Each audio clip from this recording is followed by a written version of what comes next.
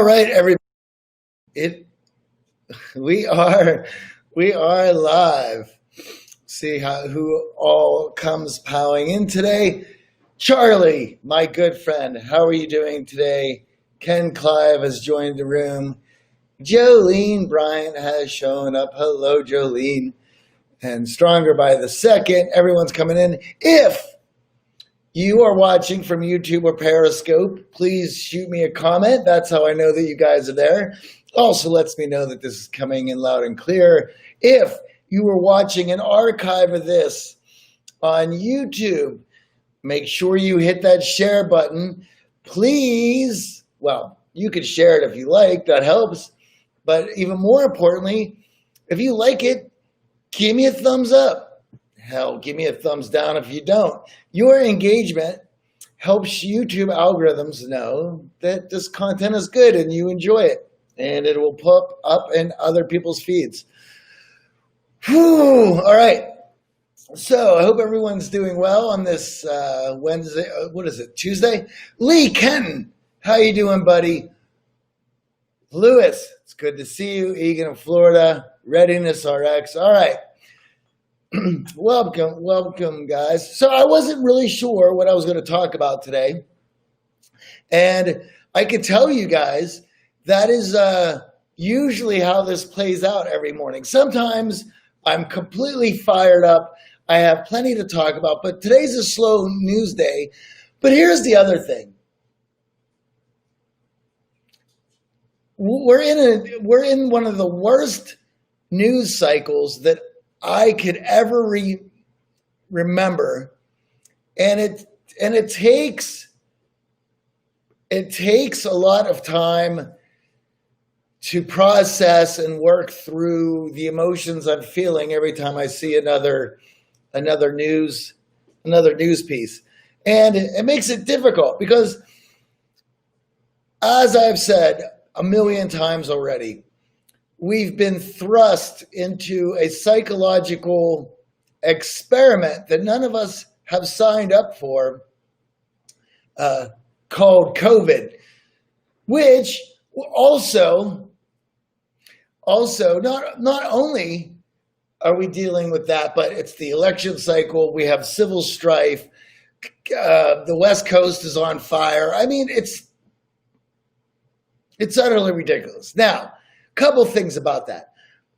I understand that the news cycle looks for outrage. It looks for salacious content. It looks for anything that will piss you off enough to feed that, to hit and share it and be upset. And Scott Tarnowski over in Periscope says the news feels like it's psyops. Well, yeah, it is. And so as I'm getting all this awful information, I'm trying to go through it, see what affects me, see what doesn't affect me, see what's fake news, see what isn't fake news. I'm tired of it. Today I woke up and there was nothing exciting on the news that I wanted to discuss, nor if it was anything that I wanted to discuss. Of course, I'm trying to keep it where the news plays a role in the branding of what this show's about, which is self-development. And that's always like the unique piece to it. But just to know that my point being is I wasn't sure what I was going to talk about today, but I do have that clear now. And I wanted to discuss two important things. One, physical rejuvenation. And the other one is I want to talk about how to read and what to do with emotional responses from friends and family so that you have an idea of not only how to avoid it, how to navigate that so you can have a better conversation. Charlie from Netherlands says it's getting worser. I don't know if that is your language, Gap Charlie, or if that is you just being funny. But yes, it is. The news is getting worse. Rob Zaff over in YouTube. Thank you. He says, good morning, Johnny. Well, good morning to you, Rob. I'm having to fact check the news because, the media doesn't fact check itself anymore. Damn straight. It doesn't fact check itself. It's all about clicks. It's all about shares. Even I'm trying to do these videos. I want to give you stuff that you would enjoy, that you will interact with, that you'll hopefully share or tell friends and family about. This is where we've gotten ourselves to. I was laughing. I still have to see the new social media movie called The Social Dilemma on Netflix. Now, as you guys know, I'm not a Netflix fan. I don't watch.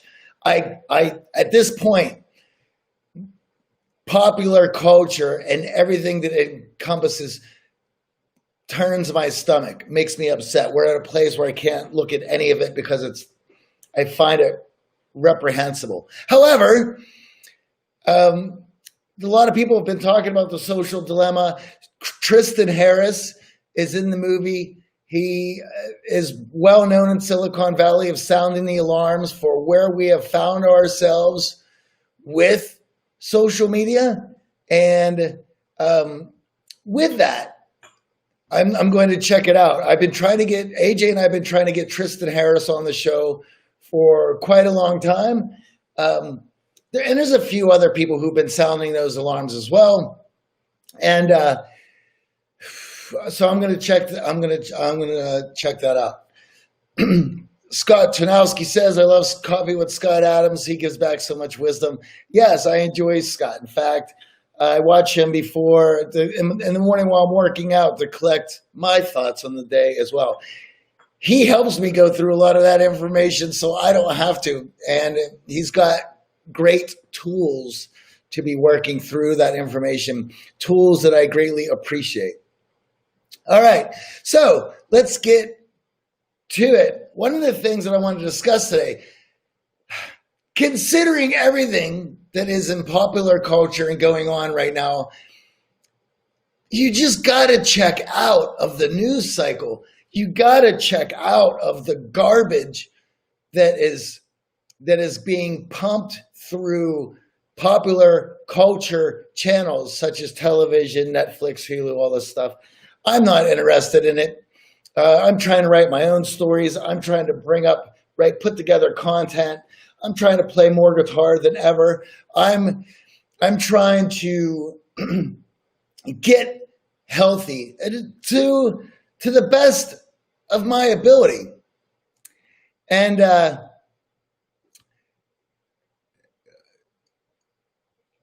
with that, I've noticed when it comes to physical rejuvenation. So to give you some context, I'm 46. I've lived an incredible hardcore rock and roll touring lifestyle. I managed bars, lived above a bar for about 10 years while I was in the music business as a promoter and talent buyer and musician myself. And so you can imagine, through being involved in nightlife for so long, I have certainly beat my body to hell and back through enjoying the experience of being a young man. But, as Scott Adams would say, but it has come with a toll. And that toll, with getting older and probably with the abuse that my body has been put through, if I have a night out of having some drinks, my hangovers certainly last a little bit longer than they used to.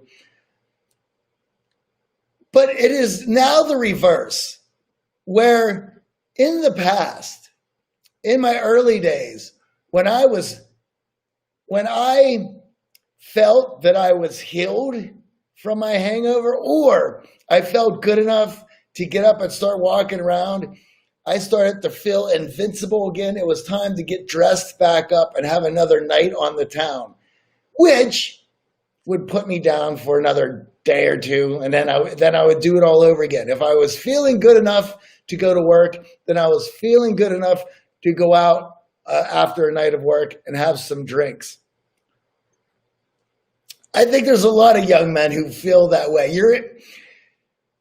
You want to ride that invincibility wave for as long as you can. At least I did.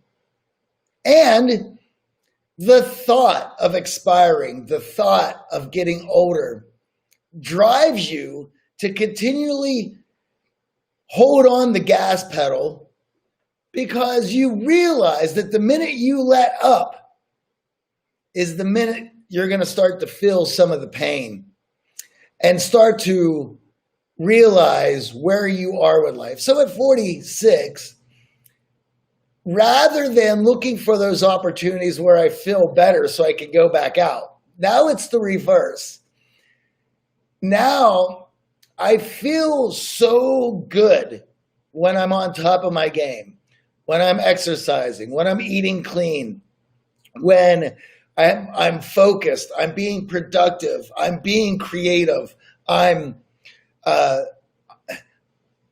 when I feel at my best. And to wreck that with a night out, which will put me down for a whole day where I'm not going to do anything, and then another day of just pulling it back together.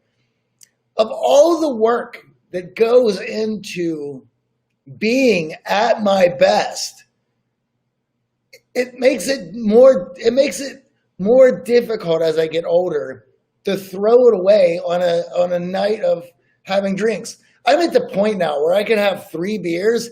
After that, it's over. I have more than 3 beers. I have to wake up slow. I have to put down an aspirin, and I have to wait out a bit of a hangover. Now, after 3 beers, 4 beers, that hangover is not going to last very long. But for those of you who have put yourself through the ringer, such as I have, you know that it is a roll of the dice. The minute the alcohol hits and you start to have that buzz and you start to feel pretty good, you throw caution out the window. It's on. Oh, we're drinking? Is that what we're going to do? Well, we're going to drink. And we will deal with the repercussions of that. We will deal with the consequences of that later, tomorrow. Right now, it's living in the moment. Right now, it is about being present. And it's about allowing ourselves to let go. And I still have that like any other young man. It's definitely harder to let myself do that. I've gotten to the point where I have done so much work on myself to feel good on a daily basis. And I know what the upkeep is. I know what the upkeep is to be there mentally, physically, and emotionally. And when all 3 of those are humming along, I am the most productive. My general surroundings are in the best shape because I'm in my best shape, which means that anybody who is involved in my life gets me at my absolute best, which influences them to be at their absolute best, which in turn begins to shape my immediate surroundings and world for them to be at the best that they can be. And then it becomes a frame game of how strong can I put together this worldview, this frame that I'm holding of what I'm doing, where I'm going, where I've been, and how I'm handling my immediate next few decisions, which in turn will influence those around me. And those who do not want to come along for the ride, those who want to fight me on that, are going to have a large, They're going to have a mountain to climb if they want to beat me out of my frame. And as you guys know, as we've talked about on the show many times, stronger frame dissolves the weaker one. But that doesn't mean that that because you have a positive frame that yours is stronger. It means that the upkeep and the work that you've done on yourself to give you that strong frame is going to be battle tested when it comes to other influences around you. This is the part of politics that I enjoy. The part of politics that I enjoy is cultural. It is worldview. It is the immediate surroundings. It is philosophy of life. And the battles that we go into on a daily basis. You can imagine that if I'm not at my best, if I've been out drinking, I'm a little bit weaker the next day, then the fight in me to hold my frame together is not going to be there. And if I have a weak frame, then you can imagine how I feel about my next few decisions and what I'm doing in the world and where I'm going. And that all adds up to physical rejuvenation. Charlie on Instagram says, I do believe that you inspire many people, Johnny. Well, thank you, Charlie. I'm doing my best over here. I gotta first inspire myself. And that's where I'm at. Because you have no business in other people's lives until you got your own under control and you have your own house in order, which another part of politics, the part that I don't like, where everyone is in everyone else's business, being moral busybodies, telling everyone how to behave, how to act, what to think, what to feel, and woohoo, there's where we have a problem. That's where I start to get agitated. Boy Meets Mini, my boy Ken, says a stronger frame dissolves the weaker one. You told me this 20 times during boot camp of 2015. Well, thank you, Ken. Yes, and it is true. And what a difference it makes when you are able to strengthen that frame on a daily basis. How do you strengthen that frame on a daily basis? Value-based living, by leaning into the things that allow you to feel good. JM, Jordan Peterson, clean your room first, literally and figuratively. Yes. Let's hope our boy Jordan is on his recovery from COVID. I'm a Jordan Peterson fan too, JM. So that's what I wanted to say about physical rejuvenation. That I'm now at that age where I know what it is and what I need to do to be at my absolute best.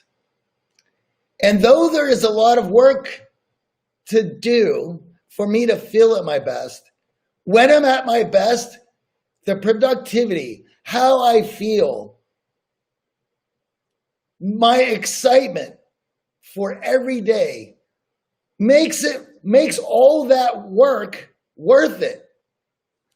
You know, that's the thing that I love that I took from David Goggins was that hour of suck a day. If that's what you're going to do, if you're going to look at the gym or running or your exercises, this is what I'm going to do as a exchange for feeling at my best. It is well worth it. Now I know all the things that I need to be doing to be at my best. And it's the work that goes into it. It's all worth it because the productivity, how I feel, my immediate surroundings make it so. All right. So the other thing I wanted to talk about today, guys, was how to deal with emotional responses, or at least how to recognize when you're dealing with emotional response over a logical response. Charlie says, I do have a lot of business in other people's lives. Well, you're a therapist, Charlie, so you're helping people work through their lives. Absolutely. Now, let's talk about this idea of emotional responses over logical responses. First, you have to come to the conclusion, the understanding that when you're dealing with human beings, you're not dealing with logical people, you're dealing with emotional people. Charlie says it was a joke. I got you, buddy. I understand that. So with human beings, you're going to deal with emotional responses. And the emotional responses can either tend to be driven by logic or driven by pure emotion. So if you criticize anybody, they go into a defensive mode. That defensive mode, their response will be defensive and will be driven emotionally. How do you tell the difference between an emotional response that is based on logic or an emotional response that is based on emotions getting wound up? Well, you have to look at the rehearsed justifications for that behavior.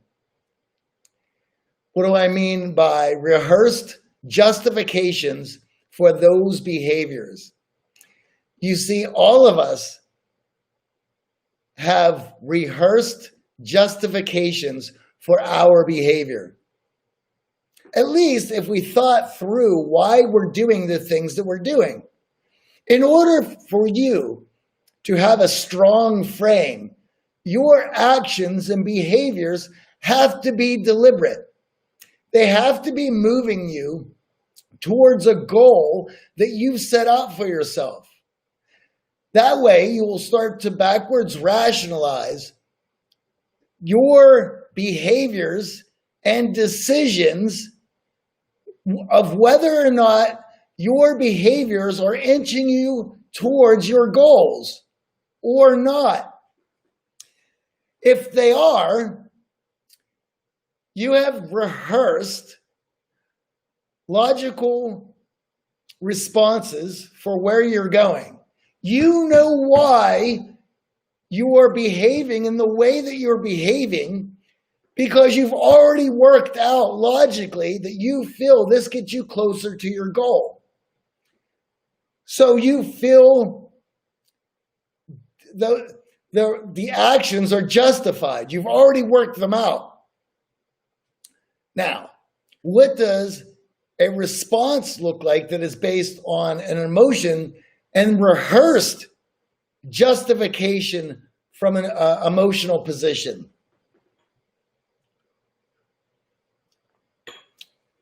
You have certain behaviors in which you've programmed for yourself. You've backwards rationalized why you think those behaviors are a good idea.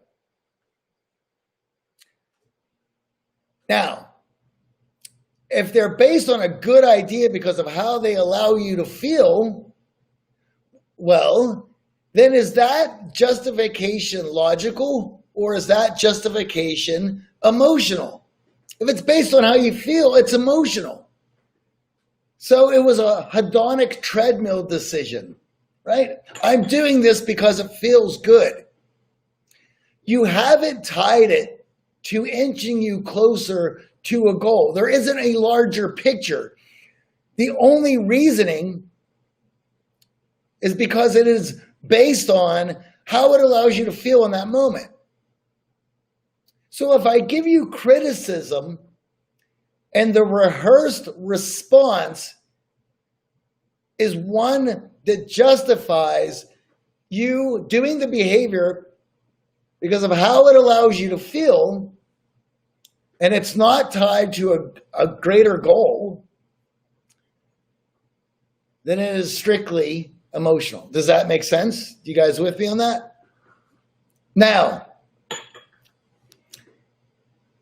that's the situation we're in. You will have conversations with friends and family in which they will give you a rehearsed answer, whether it's rehearsed logically or rehearsed emotionally. Now, if it's rehearsed emotionally, then you have to give the person you're having a conversation with space. You have to give them space for them to respond emotionally and then let them think about their response. You cannot challenge that response logically, or you're just going to end up in an emotional argument. And an emotional argument isn't going anywhere. This is why debates are for the people watching. Debates are not for you to change the mind of the person you're debating with. They don't care. They have a position.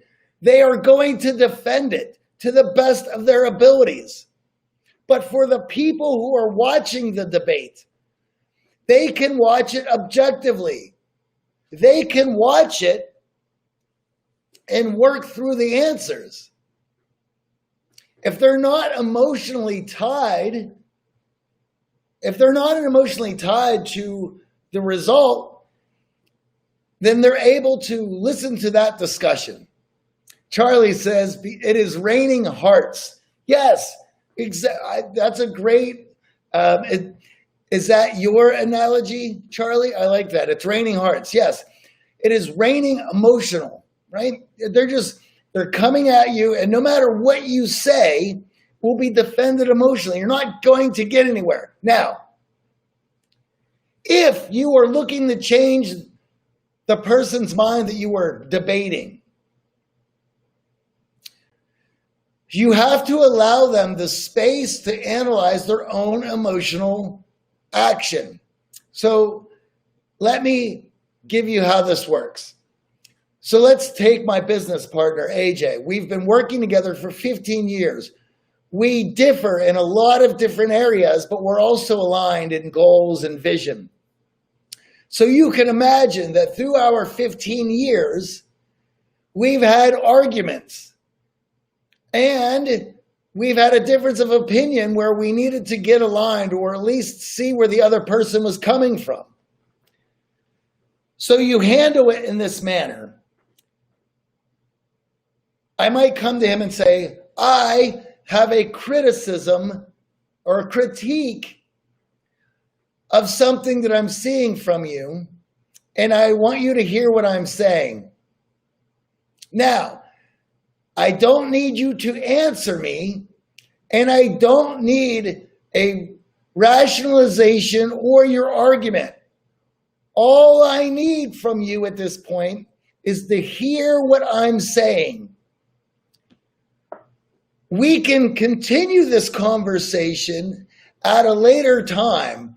I don't need you to respond to me whatsoever, because I know that response is going to be an emotional one to a critique. All I need from you is for you to hear what I'm saying and to think about it. Why is that space important? And he's done this to me before as well. Because once the emotions calm down, if you are really friends with somebody, if you are respectful of that other person, that you will take in consideration that critique. And if you give it some time, you can now look at that critique logically. Until you give the space for your emotions to calm down, that response will be guided emotionally. Which is why if you do have critique, you have to be able to give people space, and you have to be able to recognize when you're getting an emotional response that is a rehearsed emotional response comparatively or similarly to a logically rehearsed response. So Charlie says, once you share the dog together, your connection must be very strong. Yeah, he's still here. I'm still watching the dog. He wants to go out. And I told him it would be right after this that I would take him out. So That's how you guys recognize and deal with emotional responses. So I got to head out. All right. Rob Zaff says, Rob over on YouTube says, getting them to parrot what you say is a good strategy in discussion in general, since it forces them to actually have to listen to what you have to say. I like that, Rob. And that's why you give them space. If you give them space, you give them the critique, and then they can look at it from every direction. And once their emotions calm down, they have to wrestle with it. They have to look at it for what it is. For a lot of times, most people, if there's a mutual respect, will hear what you have to say, and they'll want to fix that behavior, because if you are correct and it's not leading them in the direction they want to go, well, they're going to want to change that. And sometimes it takes loved ones telling us that they don't like that behavior. I do it all the time. I don't like to be critiqued. And when I do get critiqued, I have to look at comments to all these videos. Sometimes I put together what I think is a great show, and then somebody chews me out because they don't like my political leaning over a subject, and then they chew me out. That doesn't allow me to feel good. And it may just be a comment, but it still pisses me off. It still triggers me emotionally. Yeah, exactly. Rob says, give them space. It's a nice touch. Let them follow their own path. Yes, because you can't force somebody into another position. You have to lay out the whole argument and let them come to it on their own conclusion. You can't force them into submission. Hence says you can't force them into submission. You cannot. You can give them the argument. You can give them all the facts, but they are going to have to wrestle with that information on their own. Remember, the debates are for other people. They're not to change somebody else's mind. If you are looking at persuasion, you are looking for people who have not made up their mind in those places yet. Once people have a worldview and the information that you are presenting does not fit that worldview, it will be discounted, and they will make up reasons why it will be discounted. Ken says over on Insta, people who make up those kind of comments dehumanize both you and themselves and make you an it, please their own biases. They will. And this is why people gave me a hard time for deleting people off my social media. Sorry, the minute you dehumanize other people is the minute you got to go, because your actions and behaviors are not somebody who's worthy of discussion. You're dehumanizing people. I'm not going to play that game. That's an evil thing. And if you're doing evil things, then in that moment, you're an evil person. I don't deal with evil people. All right, guys, I got to head out. I got a million things to do. If you enjoyed what I had to speak about today and you want to learn more, check out the Art of Charm Communication Accelerator. It is in the link tree of Instagram. It is in the link tree of our bio in Twitter. It is awesome. It has all of our best bits from our online classes, live training programs, and expert guests over the last 15 years. We discuss these concepts fully and help you apply them, implement them in your own life. Go from ordinary to extraordinary. All right, guys. Well, thank you, Henson. Henson over on YouTube says it's awesome as always. Please hit the like, subscribe buttons, all those things. Share this with your friends. I will see you guys. Yes, I got the dog. He's going on a walk, Charlie. I'll see you guys tomorrow, 8:30 a.m. Have a great day, guys.